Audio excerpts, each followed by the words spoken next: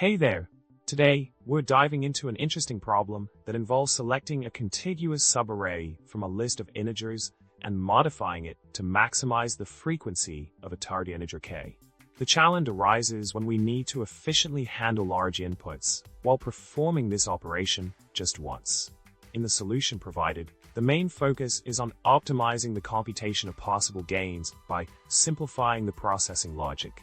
By maintaining running counts of the number of occurrences of the target integer k and keeping track of the total number of ks seen before the last appearance of each number in the list, the algorithm can significantly reduce the time complexity.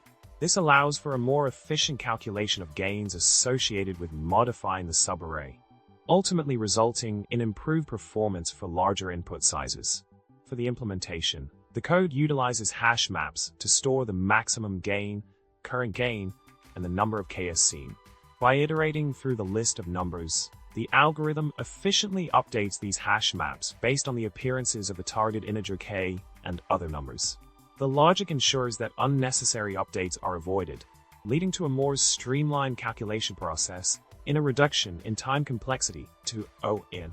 In conclusion, by implementing a more optimized approach to compute gains in the given problem scenario, we can efficiently handle larger input sizes with improved performance.